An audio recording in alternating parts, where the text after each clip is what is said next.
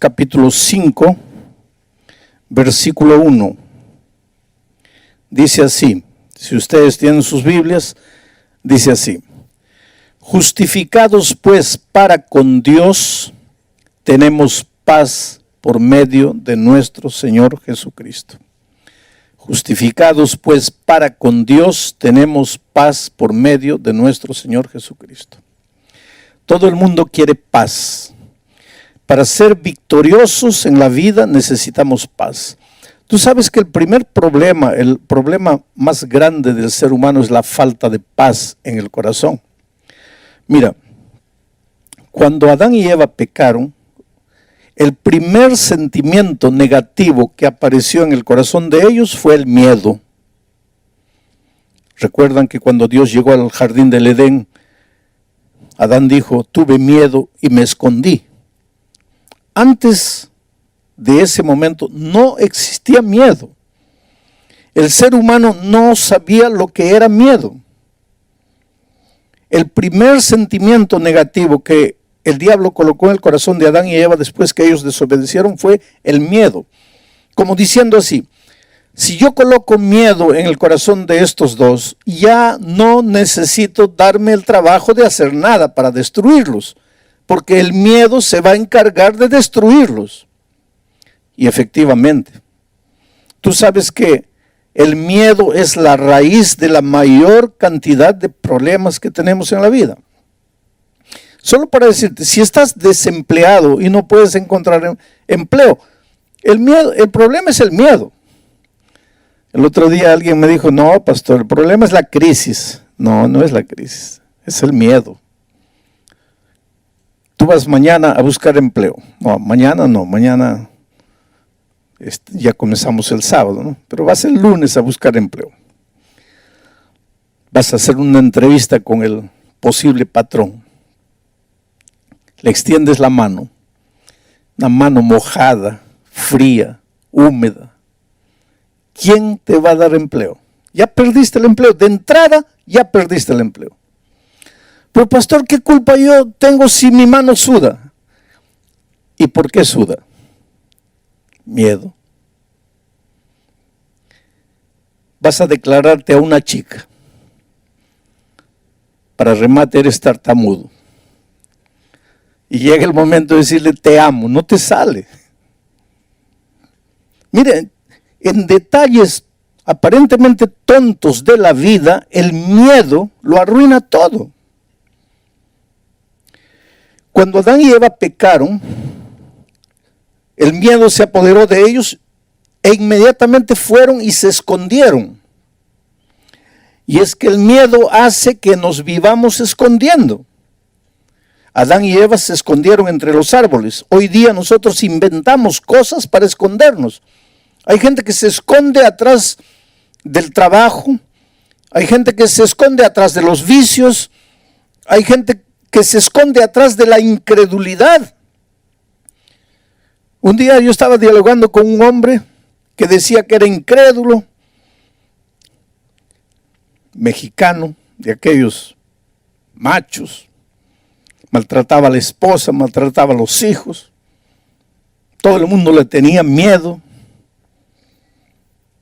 Y yo mirándole a los ojos le dije: en el fondo, tú eres un niño que tiene miedo de creer. Por eso te niegas a escuchar. No quieres escuchar a la esposa, no escuchas a los hijos, no escuchas a tu propia conciencia porque tienes miedo de creer. Él se ofendió. 5 o 6 años después, alguien me busca allá en México, estábamos predicando ahí, me dice: pastor, ¿usted se acuerda de mí? No. Usted habló conmigo hace 6 años atrás. Así que te dije que yo en el fondo era un niño lleno de miedo. Y me dice: era verdad, pastor. Yo tenía miedo de creer. Yo tenía miedo de entregarme al Señor Jesucristo. Yo pensaba que yo podía solo. Luchaba, me esforzaba. Hasta que un día, pastor, sufrí un accidente de tránsito. Desperté en el hospital. No sentía que tenía piernas. Me hicieron una batería de exámenes. Y el médico vino y me dijo: no tengo una buena noticia para ti. Todo indica que vas a perder la sensibilidad de la cintura para abajo. En ese momento, pastor, lo único que me restaba es vencer el miedo de creer. Y levanté los ojos al cielo y dije: Señor, ten misericordia de mí. Ayúdame a creer. Y Dios hizo un milagro. Estoy andando, pastor. Por eso yo digo que a veces la vida tiene que llevarte a un rincón en que no tienes más para dónde correr. La vida te acorrala. Nunca digas que Dios te manda sufrimiento, que Dios te hace sufrir. Dios permite que la vida te haga sufrir, porque tal vez es la única manera de que te rindas, de que te entregues. Hay gente que tiene miedo de creer. Bueno, el ser humano, su problema es el miedo. Ahora, la Biblia dice que cuando vas a Jesucristo, cuando eres justificado, lo primero que Dios hace es sacar el miedo de tu corazón y colocar la paz, que es lo contrario del miedo. Y ahora, con paz en tu corazón, eres capaz de resolver los problemas que tú pensabas que no podías resolver. Ahora te voy a explicar una cosa. Mira, la mayoría de nosotros los cristianos a veces tenemos un concepto equivocado del poder de Dios. Dios es un Dios de milagros. Dios puede hacer maravillas. Si Dios fue capaz de abrir el mar rojo, si fue capaz de sacar agua de la roca, si fue capaz de hacer caer maná del cielo, si fue capaz de hacer que un cuervo le lleve comida a Elías, si fue capaz de cerrar la boca de los leones, ¿por qué Dios hoy día no podría hacer los mismos milagros? Si fue capaz de hacer andar a un paralítico que hace 38 años no andaba, si fue capaz de resucitar a un muerto que hace 4 días ya estaba en estado de descomposición, ¿por qué Dios no podría hacer hoy los mismos milagros? Claro que puede, pero ahí viene el mal entendimiento de los cristianos. Nosotros pensamos que Dios resuelve nuestros problemas a través de milagros. Entonces, estamos desempleados, clamamos a Dios y queremos que el empleo caiga. Estamos endeudados, clamamos a Dios, queremos que los 10,000 soles caigan. Y si Dios quiere, puede hacer caer 10,000 soles en tu falda. Dios es Dios. No te atrevas a dudar del poder de Dios. Pero mira, Dios trabaja con 2 tipos de milagros. Milagros naturales y milagros sobrenaturales. ¿Qué es un milagro sobrenatural? Es un milagro cuando Dios rompe las leyes de la naturaleza. Por ejemplo, la ley de la gravedad dice que si yo suelto este micrófono se cae. Pero si yo suelto y el micrófono no se cae, ahí Dios está haciendo un milagro sobrenatural. Está rompiendo las leyes de la naturaleza. Y Dios puede hacer eso. El Dios de la Biblia, el Dios que hizo maravillas en la Biblia, no está durmiendo. Sigue siendo nuestro Dios, está vivo. Quiere actuar en nuestra vida y puede hacer maravillas. Pero los milagros naturales de Dios suceden cuando Él quiere, con quien Él quiere, porque Él quiere. Los milagros sobrenaturales no dependen del pastor que ora, no dependen de la persona que ejerce fe. Los milagros naturales dependen únicamente de Dios. Ocurren cuando Dios quiere, porque Dios quiere donde Dios quiere. Solo que los seres humanos todos queremos que Dios nos haga milagros, milagros, milagros. Que Dios me mande un empleo y que ese empleo caiga del cielo. Pero Dios quiere que en lugar de que yo espere que el empleo caiga del cielo, Dios quiere que yo toque las puertas buscando empleo. Pero yo no quiero tocar las puertas, yo quiero que el empleo caiga del cielo. Estoy debiendo 10,000 soles.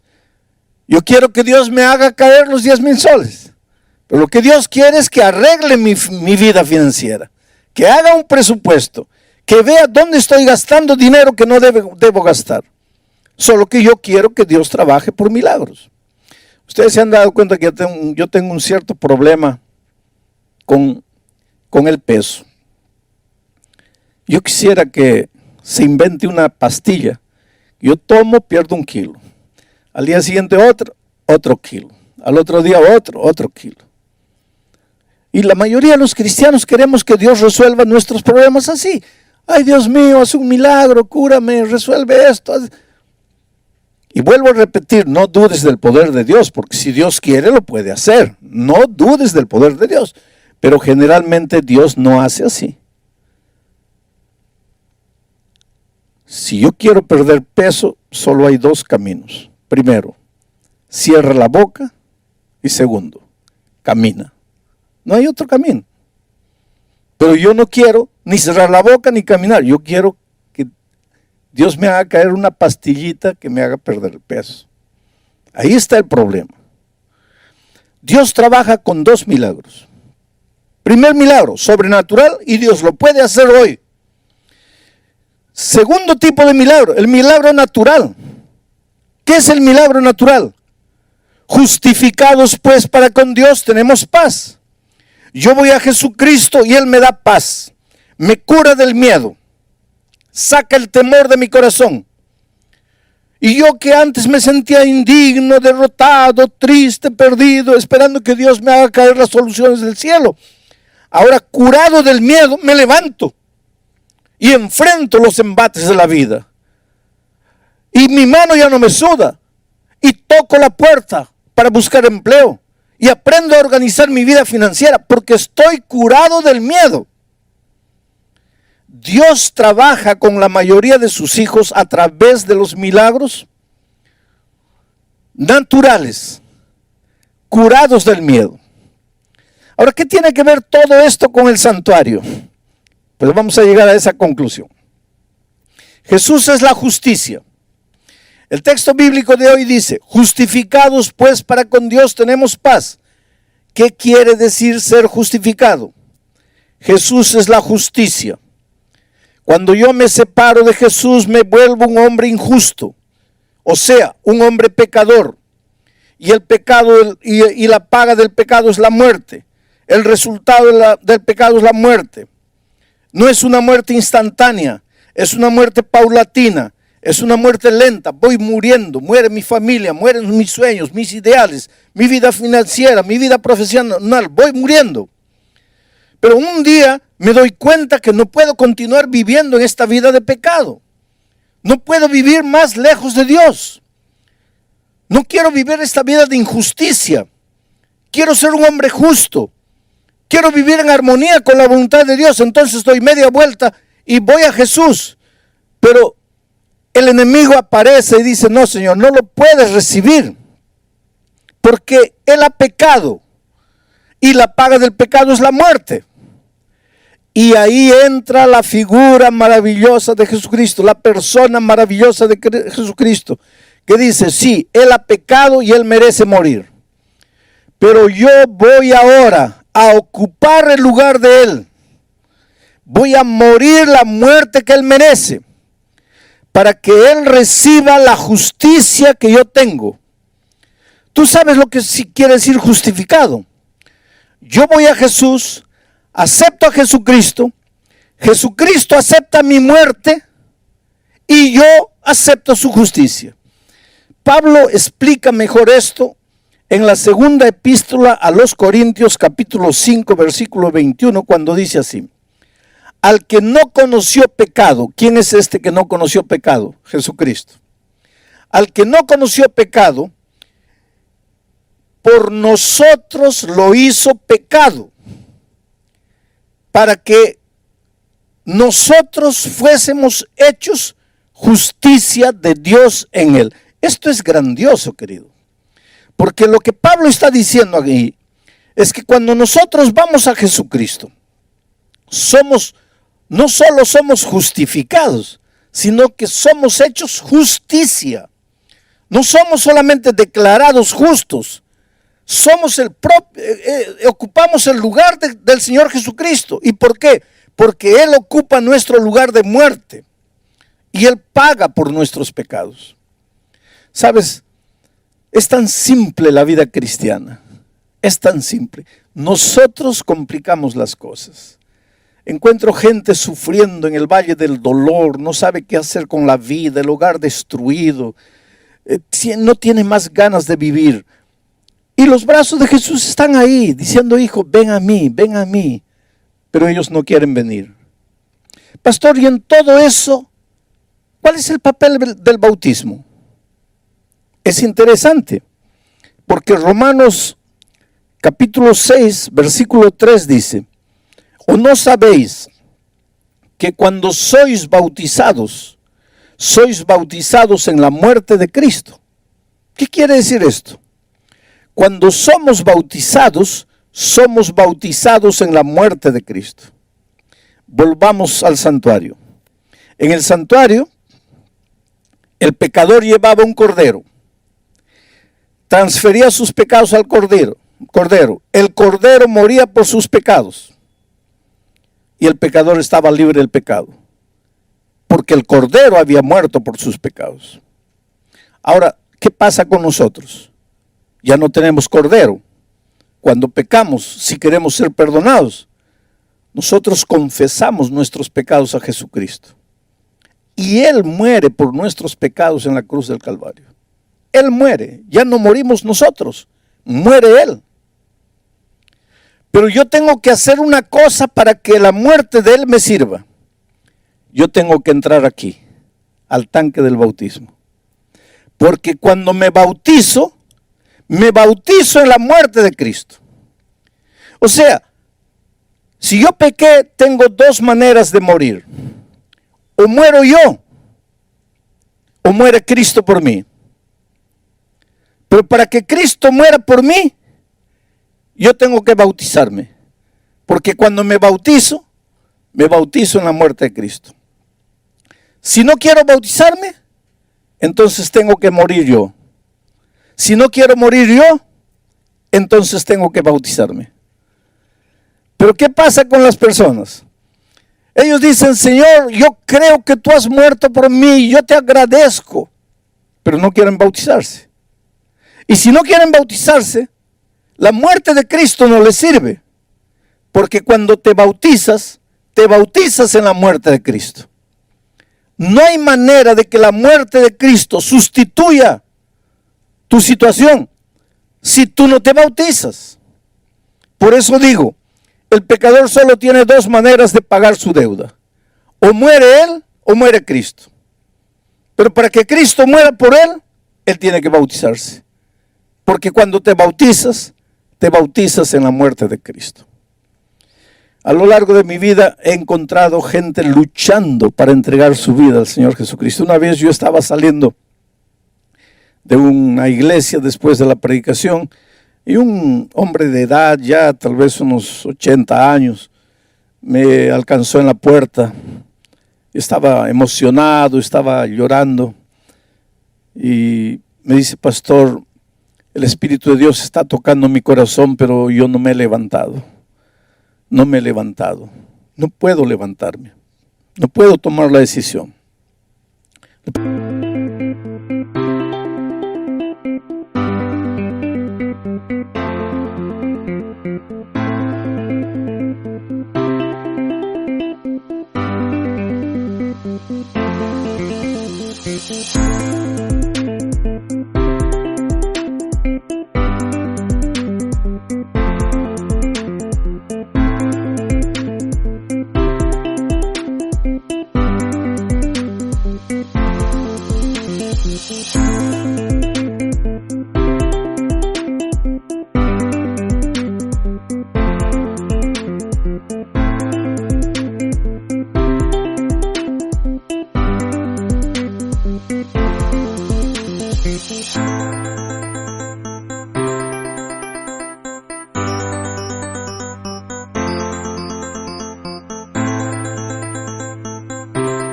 pregunté, ¿por qué no?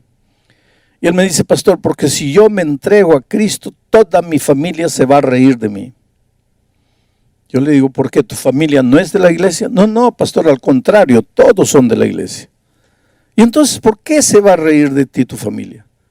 Y él me dice, es que, pastor, toda mi vida, hace 40 años, yo me burlo de ellos, porque todos ellos son de la iglesia.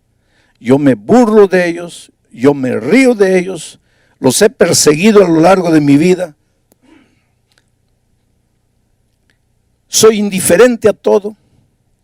Pero hace un tiempo mi esposa comenzó a escuchar unos sermones suyos y colocaba ahí los sermones en volumen alto, y yo sin querer comencé a escuchar y me comenzó a gustar, porque los mensajes hablaban de mi vida, de mis luchas, de mis derrotas, y yo disimuladamente, para no darle el brazo a torcer, escuchaba de lejos. El otro día yo escuché decir a mis hijos, a mi esposa, que usted iba a venir a predicar, pero no quería darle el brazo a torcer. Entonces me hice al que no sabía nada. Pero cuando mi familia toda venía para la iglesia, yo salía atrás. Y todas las noches he estado sentado en la última fila. Mi esposa, mi familia toda en la primera fila, yo en la última fila. Cuando termina la predicación, yo salgo corriendo y me voy a la casa. Y cuando ellos llegan, yo estoy ahí en la cama durmiendo. Ellos no saben que yo estoy viniendo todas las noches. Pero pastor, el Espíritu de Dios está tocando mi corazón y yo necesito entregarme.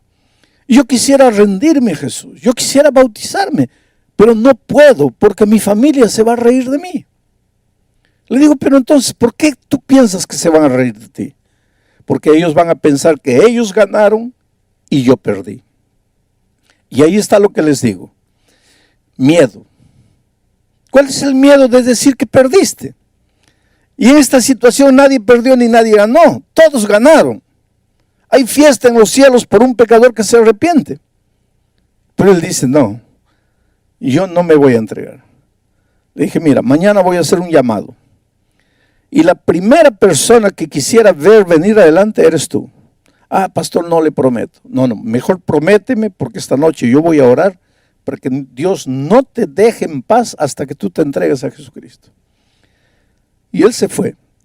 Y a la noche siguiente empecé a predicar. Y llegó el momento del llamado. Y dije, ¿cuántos quieren esta noche levantarse y venir y decirle al Señor Jesucristo, ya no quiero vivir solo, me entrego a ti, quiero bautizarme? Y la primera persona fue aquel anciano. Comenzó a caminar por el corredor. Y cuando llegó aquí, yo vi mucha gente aquí adelante llorando, se abrazaban entre ellos, lloraban emocionados, y inmediatamente yo me di cuenta, esa es la familia. Y él llegó aquí adelante y le dije, mira, anoche me dijiste que si tú te entregabas a Jesús, toda tu familia se iba a burlar de ti. Ahora yo quiero que mires para allá. ¿Quién se está burlando de ti? Todos están emocionados.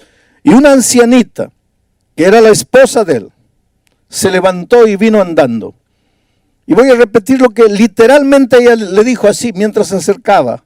Venía con los brazos abiertos y dice así, viejo. Oh, mi querido viejo, llorando la señora. Hace 40 años estoy clamando a Dios por ti. Hace 40 años. Y de repente ella ve a su esposo entrando. Ese es Dios. ¿Sabes que las personas luchan? A veces se encuentran personas que dicen, pastor, luché 20 años con Dios. ¿Y para qué? Finalmente me entregué y ahí me di cuenta que perdí 20 años de mi vida. Mi propio padre. Yo tuve la alegría de bautizar a mi padre.